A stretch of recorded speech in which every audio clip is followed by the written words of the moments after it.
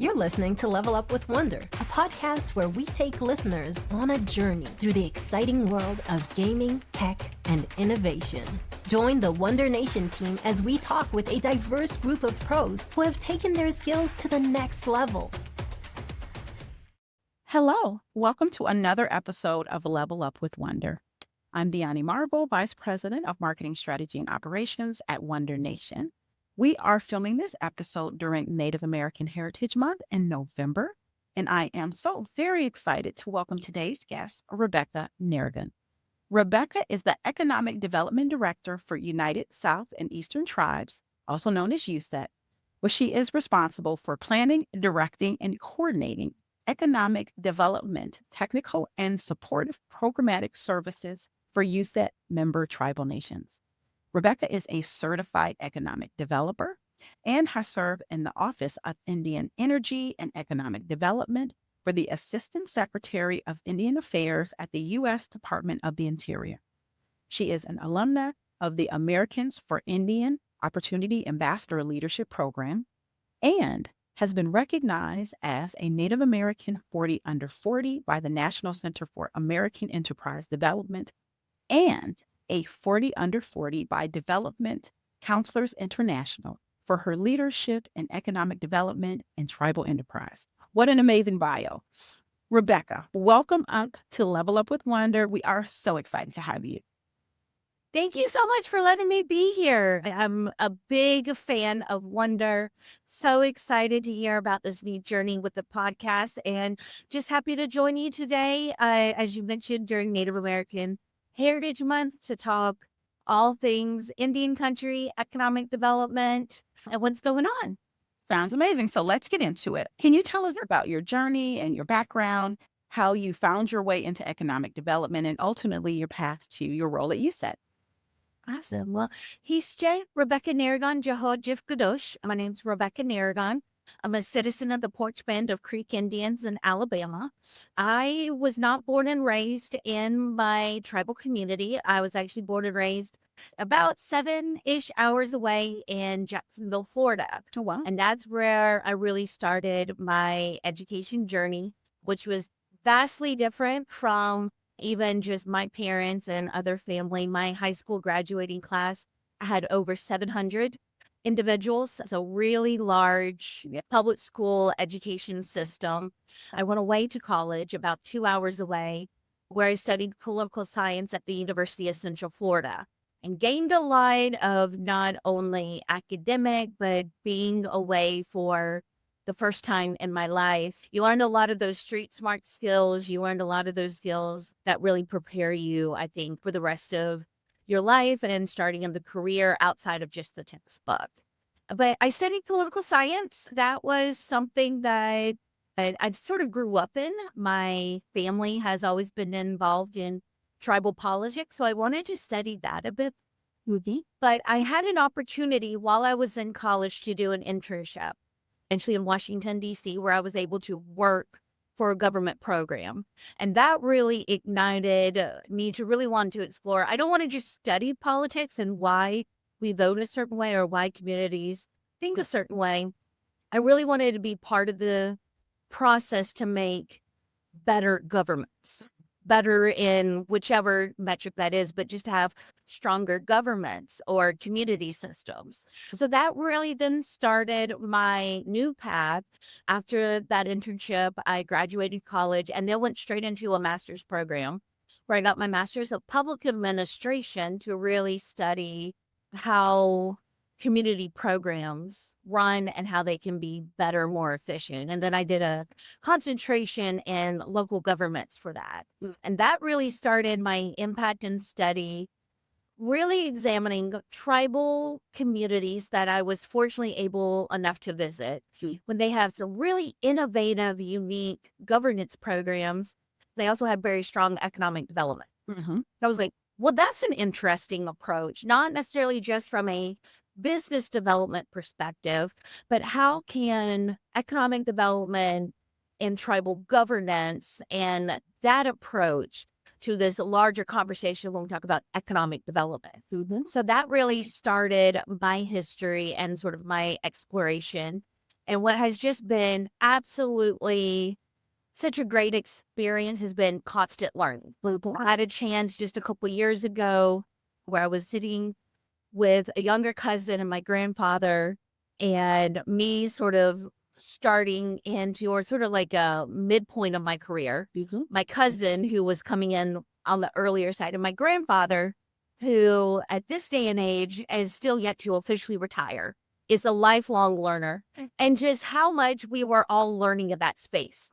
And my grandfather at the time, who was like 85, and we were just like pinging back and forth in this conversation about all the new things that we're learning, the new technology, the new theory.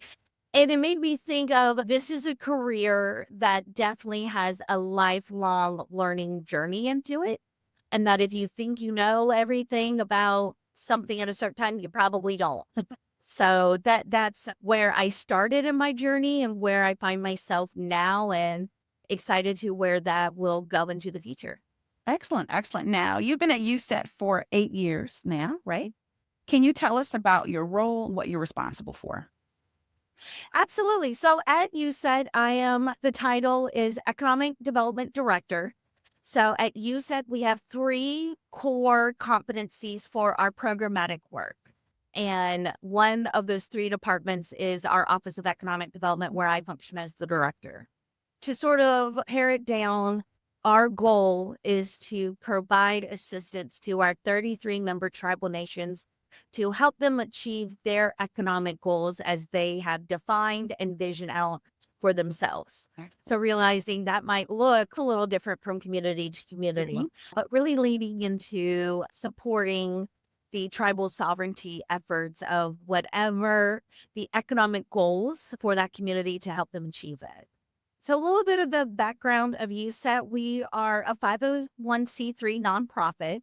We're a regional-based organization, and we have 33 member tribal nations that span from the northeastern woodlands all the way down to the Everglades and across the Gulf of Mexico region.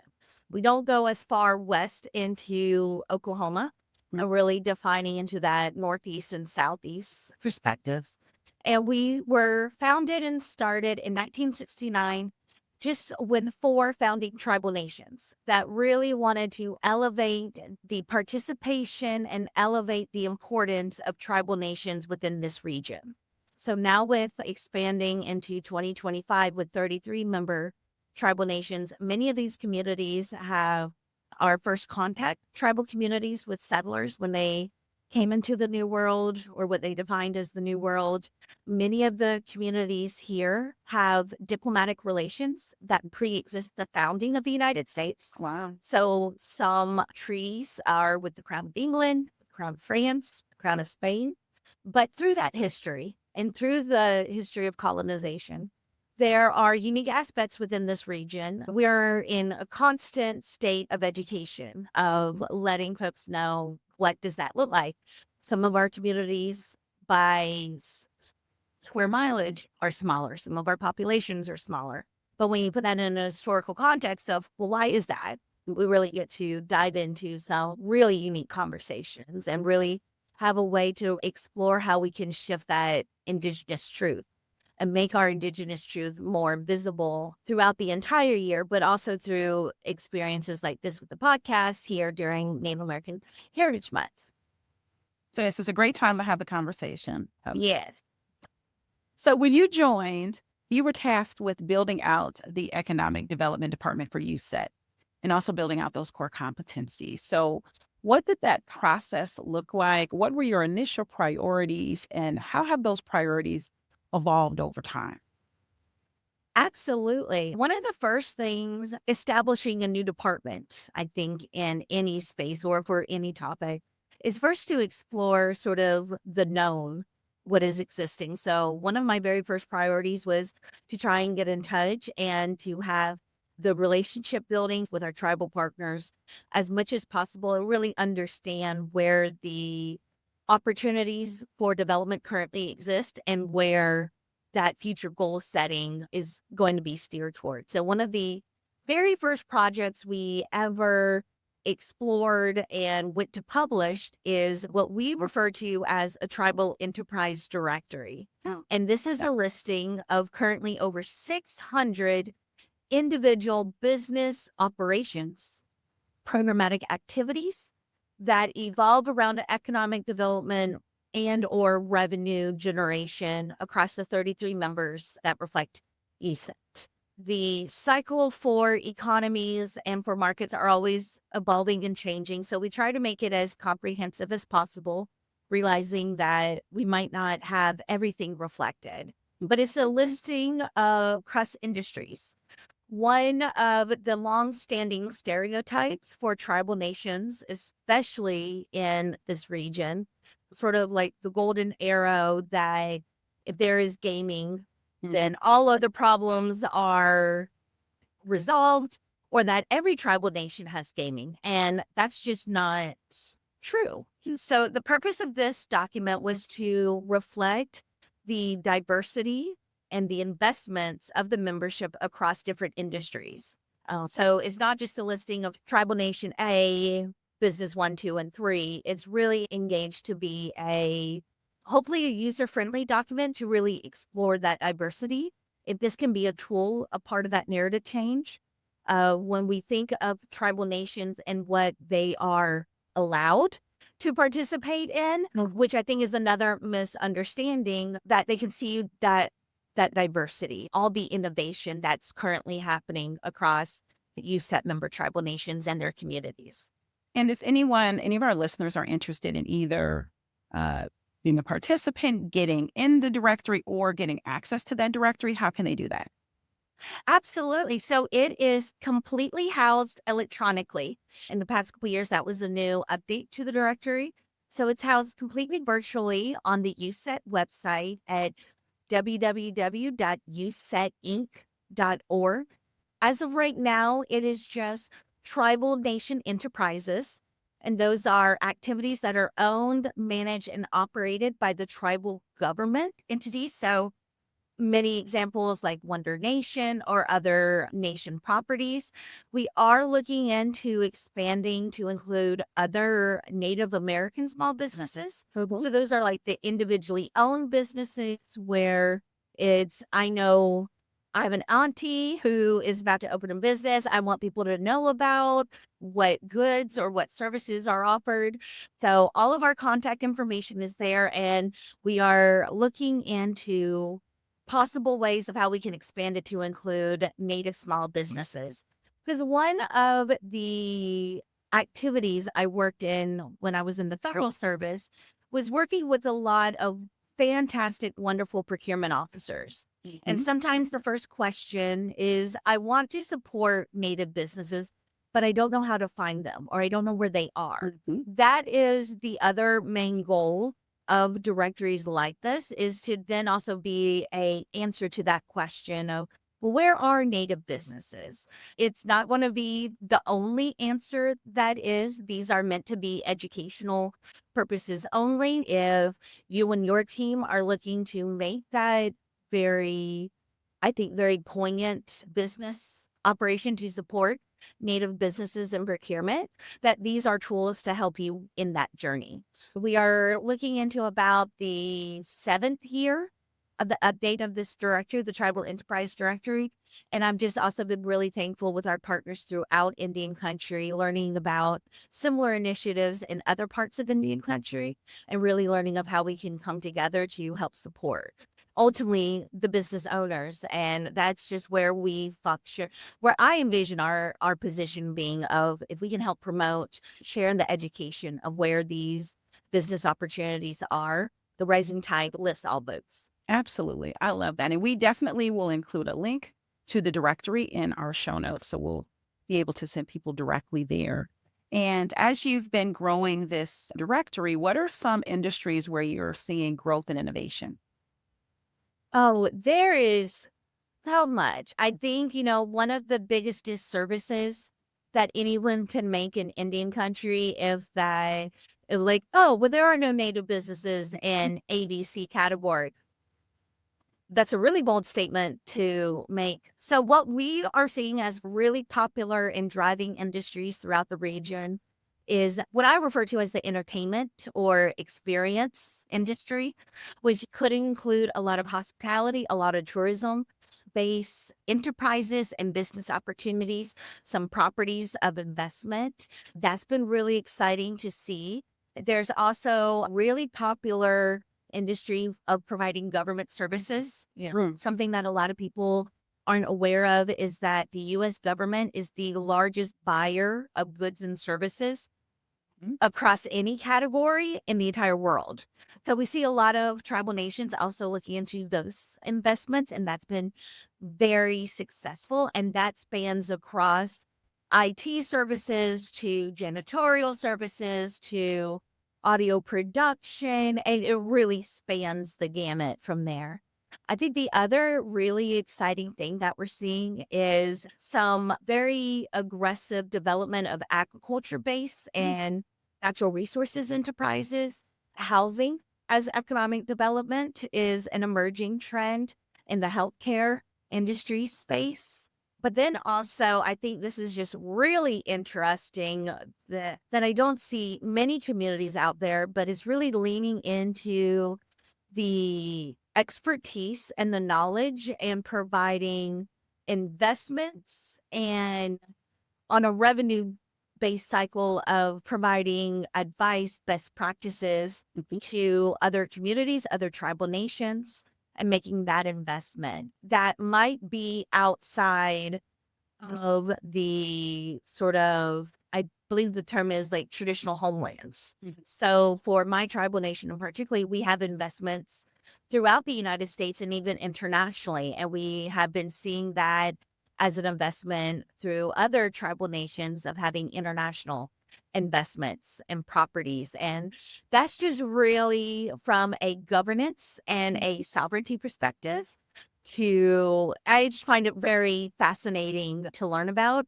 and then to discuss and share of, hey, did you know that there is a property in Puerto Rico that a tribal nation owns and manages? And what does that governance look like? So that's really exciting to see. And as like an innovative investment portfolio, starting to see those expanded and be built for the sole purpose and within the vision of the tribal nation. Absolutely. And thank you for sharing all of that insight, because I also agree that there is this misunderstanding or this limiting belief of what a tribal business can be.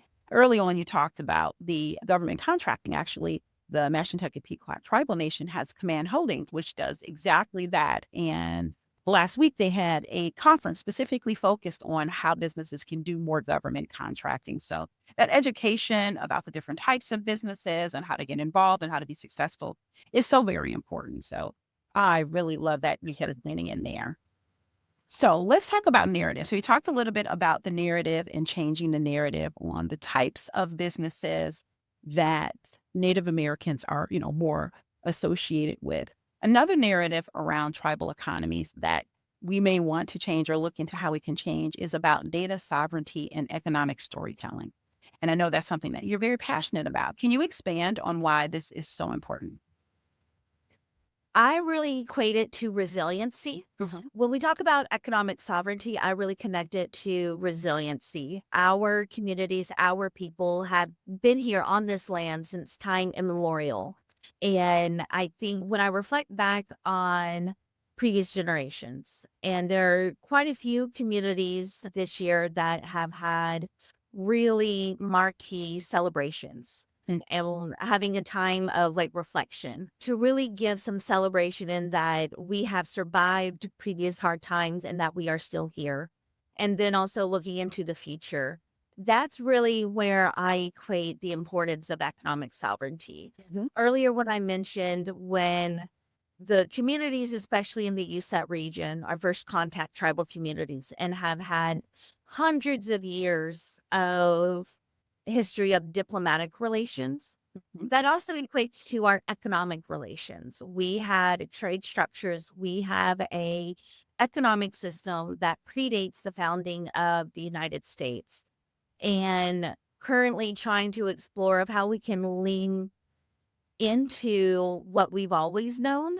I hope through a lot of our technical assistance, sometimes it's let's just reintroduce that conversation and remember of the resiliency of our elder generations, maybe those that have passed, that we have survived really hard times and that we will continue to survive the hard times that we're going through right now, and really building in those tools and those stories that we can lean back on. I find it so interesting because, especially with some of the work that we've been doing with our entrepreneurs and our small businesses, it's really leaning into this concept of capitalism and how you do a right business or a right way to run a business. Indigenous people, we've been doing that forever. And so sometimes it's just like re-encouraging our small business owners that we have this. We've been doing it. These are how these other systems have taught us how we need to sort of play the game, and finding ways of how can we make that fit within our Indigenous teachings, fit that within what makes sense for our communities. And that might look different from, a tribal community in the Northeast and the Southeast compared to you in the Southwest, but really leaning into the histories and the stories that we've known and finding a way of how we can sort of live with all that together in 2025 going into 2026. And that is sometimes leaning into new technology that's out there. I saw this come out of 2020. There's like a virtual powwow space, but powwows are also community events, also great areas where you connect with artists.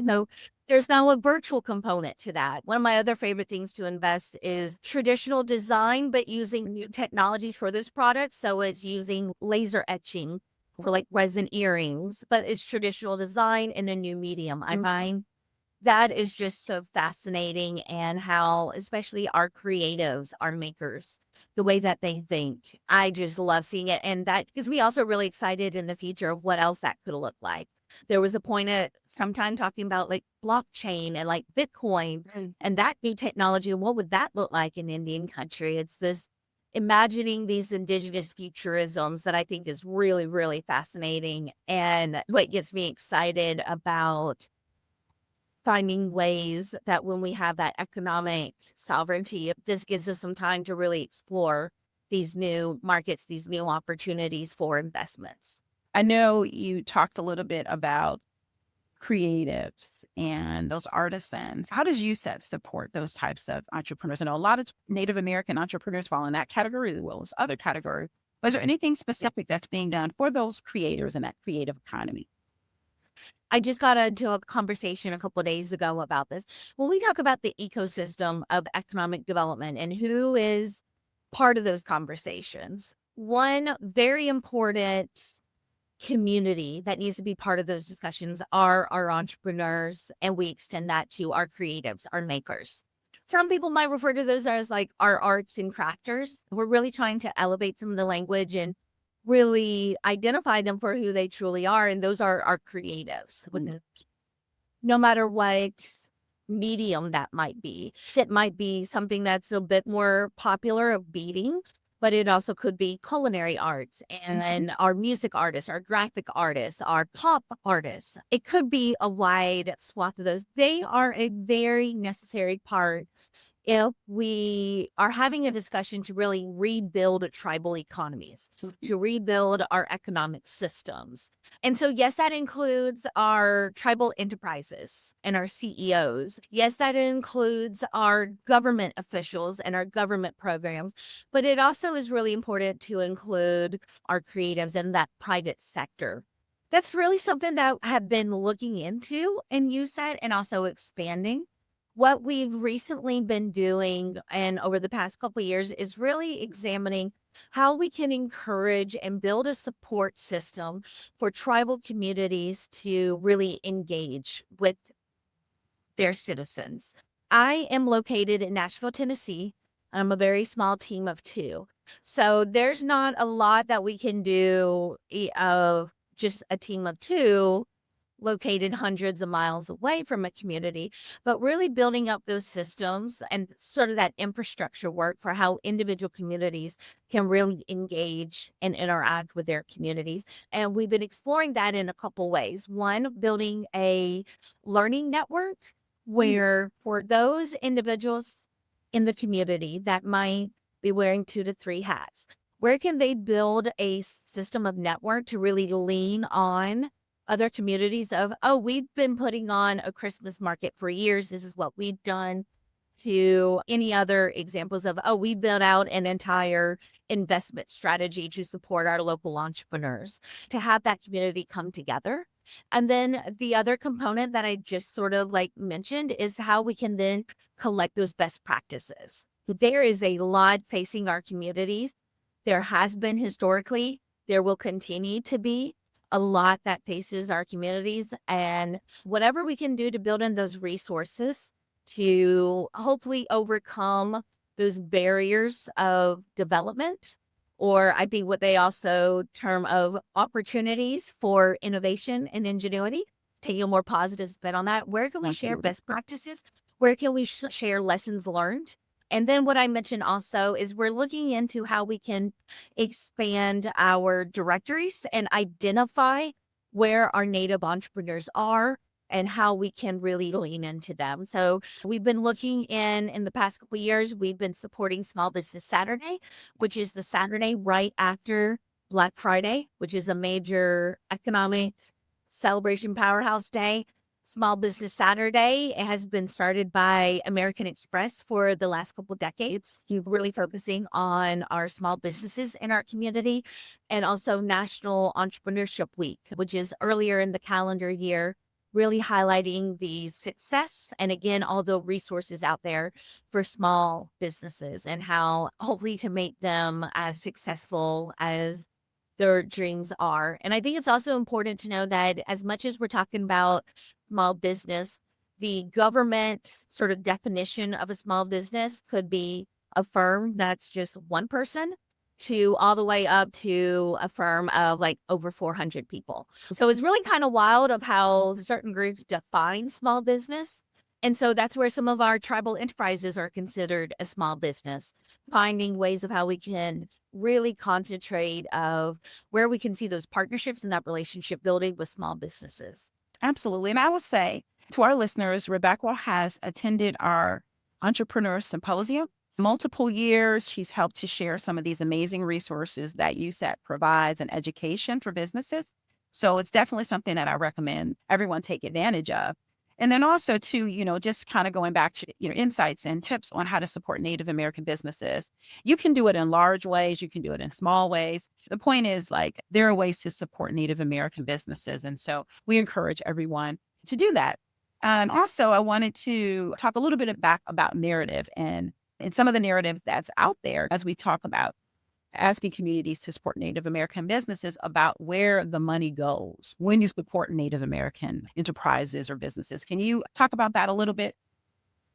Absolutely. If I can like step back, it's really interesting in any sort of conversation we have about Indian country. It's the visibility and it's the awareness and sometimes making that transition and that truth. There was a study done through a few years ago by Illuminative, and they did a study across, and I hope I'm reflecting on this correctly, but it's about across the 50 states.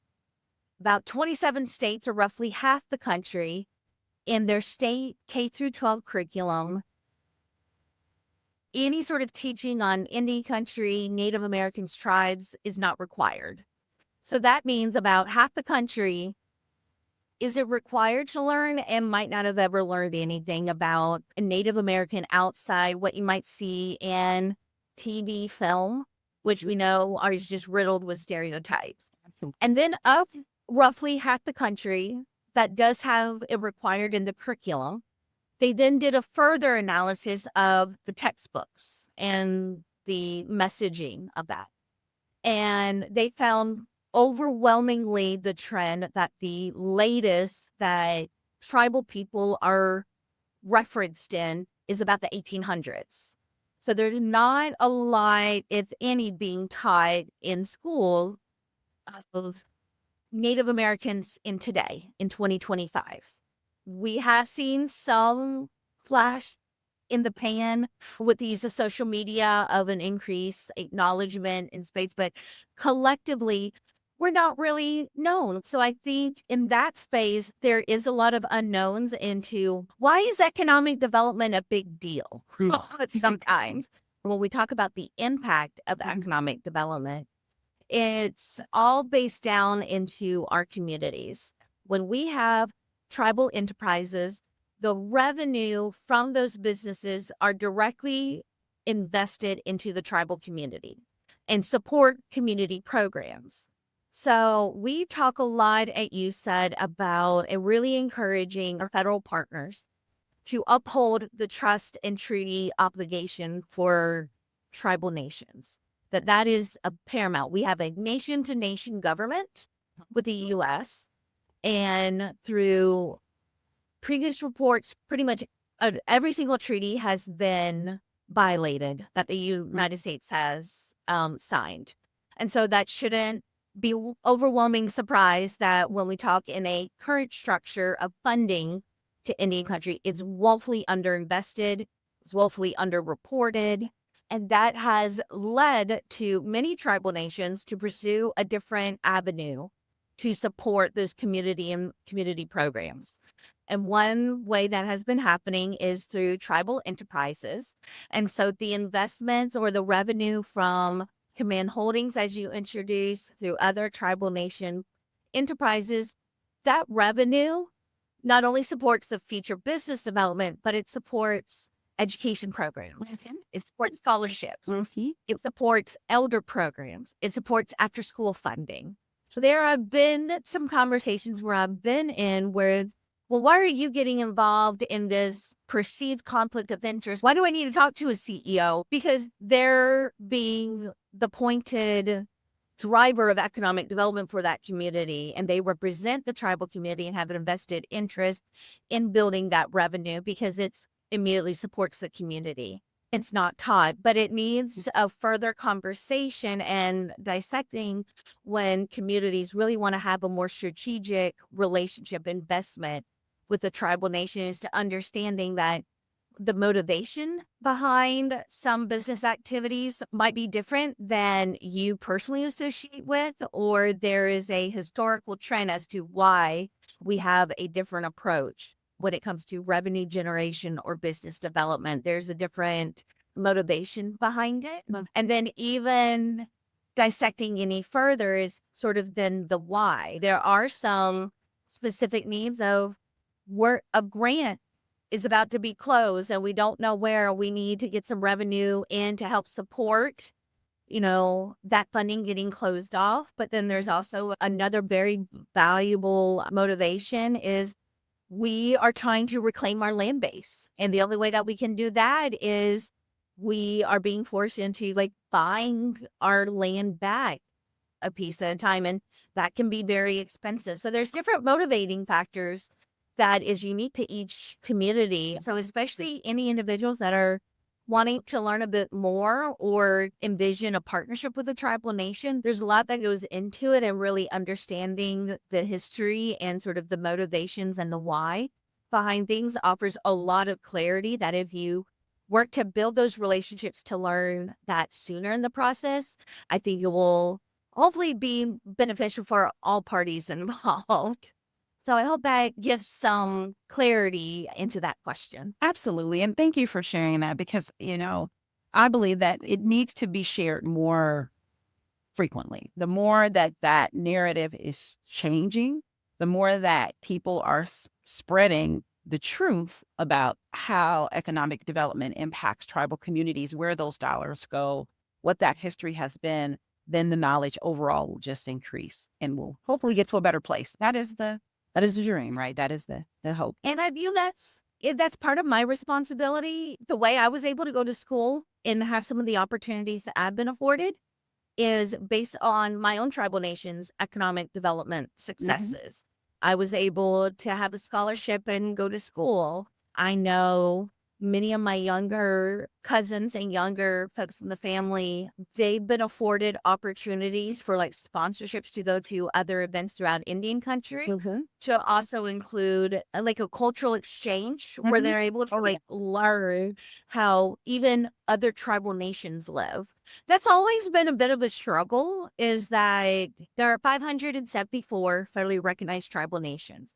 A lot of people don't know that. And each of those communities have a individual government to government relationship from a number that's a lot to keep in your head. So there is this tendency to try and to group everyone together in Indian country. And yes, we do share some core cultural traits. There will be some similarities, but it's also important to know that each community is different. Even if you're relatively close, many communities, they have their own separate languages, own separate history, own separate governance structures, historical governance structures, but then modern day governance structures. So it's entirely inappropriate to make that assumption of just because I had a conversation with this one community that it would go the exact same way at another. It's all having that uniqueness amongst our communities. And so that's what I love about the youth in my community. They're able to have those cultural exchanges and learn how it is to grow up native in the Southwest. They might not have ever have had those opportunities. And so really that's sometimes in a governance structure, but then also in economic spaces, really considering what is our impact for future generations. You might have heard some other tribal leaders talking about the decisions that we make today will have an impact 7 generations from now. What does that look like? And so I think that's also from a governance, a federal relationship standpoint, but then also in an economic sense of where are we going to be in the next 7 generations? And what does that economy look like? And how can we be resilient? I have all the confidence that, Indigenous people, we will continue to be here. How we can leave some of our lessons, some of our best practices to where if some communities only have a scattering of PhDs now, what would that look like in the future? Or we have a few certified specialists. What would that look like in the future where we're one of the global leading trade industries in the world? What would that look like? Absolutely. And you kind of led right into where I was going as we close this out, just doing things that are more reflective. But what gives you the most hope right now about the future of economic development in Native American communities? This has been a very interesting year. This particular question, I've been reflecting on it. I am really leaning into this time of the expansive opportunity for relationship building. There is a lot when it comes to economic development that we need our relationships and partners. It's very hard to do anything alone all by yourself, and it's almost impossible to do in community economic building. And it's a hard time for a lot of folks right now, for a lot of communities. And I think something that's moving me forward is that when we come together and we really lean in with our relationships, that we will absolutely come through this. Might lose some sleep at nights. It might look different from our strategic plans that we did at the very beginning of the year, but really leaning into our relationships gives me a lot of optimism in the future. Leaning into those people that I've known since I've started in this industry and gets me excited for new relationships, new folks to get to know in the future. And that's of those in Indian country, but then also those relationships outside Indian country. As we mentioned before, there's a lot of education that needs to happen. And so there's been a lot of increased popularity when I talk to some folks outside Indian country of like, hey, really want to work with tribe ABC. I'm like, have you ever worked with the tribe? And they're like, well, no. Let's have a conversation about this. If me and my team, if we can help introduce that, then when it goes into a further conversation with the community representative, then maybe we can avoid some of that, constant education, re-education. Mhm. And then we can get to the substance of the conversation. I think there's just such ripe opportunities, innovation that's going on, is currently going on, but I could also, I can see the vision. I can see it happening. It's being developed right now in so many of our youth programs, and talking to really young, youthful entrepreneurs and where they want their communities to go. That's given me a lot to look forward to. Absolutely. That is great things to look forward to. So thank you for sharing that. And then I'll ask, what legacy do you want to leave, Rebecca? That's also a really interesting question, because there has been a little bit of, you're constantly running. Hmm. You have this unique responsibility to lean in to be part of this for the next 7 generations. But then sometimes there's also that other side of the responsibility, or like you got to constantly work. And it's been a hard year for so many people for so many reasons. I haven't had a lot of chance to think about that legacy until you've asked this question. And really, my legacy that I want to leave, if I can be helpful in someone's story, not that a particular dollar amount or a specific metric has been identified, but if I can just help be part of someone's story of, I was at my wit's end, I didn't know what to do, reached out to you, and you helped me along that journey. You knew someone who I needed to talk to, or we locked arm in arm, we're walking down the road together and we're going to figure this out together. Whatever that sort of looks like, I think that I would be very happy with that legacy. Well, that's a beautiful legacy. And I have to imagine that with your experience and your beautiful spirit, that you have already left those lasting impacts on others. Thank you. And finding ways of how we can, whether you work in nonprofits, where you work in business, and all the uncertainty of just in 2025 living, we can like check in with each other. And I think that's the other thing that I'm really taking to the spirit in the future is, I mentioned earlier about some folks who had really been impactful in my career and in my industry, that I just reflect back and be like, it's been a while since I've reached out to them. And just trying to lean into like just checking in on folks and being that servant mindset. That's something that I really saw molded in the generations before me and in my family. And so if that's something that I can take their legacy and continue to build on, I would love to do it. Some great best practices, some great happenings are going on in the region, in communities. It's just been a pleasure of mine to see them evolve. But now that I've been doing this for a little bit longer, I definitely have some friends and some family who's been doing it a lot longer. I've been so like tickled to death to reflect on conversations of, oh, we're trying this out, or we want to plan something, and now to see it executed years and years. It's just been so fun to see that. So whatever USET, whatever in the region we can do to be of a partner and a friend to you all, please let us know. I'll make sure my contact information is on our website. And again, that's www.usetinc.org. Well, thank you. Thank you, Rebecca. We absolutely look forward to working with you into the future. And I also wanted to just thank you for taking the time today, being on Level Up with Wondr. Thank you for sharing your stories, but also all of the amazing insights you shared about economic development in the Native American community. I know I enjoyed our conversation, and I know that our listeners will as well. And if I can leave, Mado is the Muskogee word for thank you, sir. Thanks, Mado, and letting me join you all this afternoon.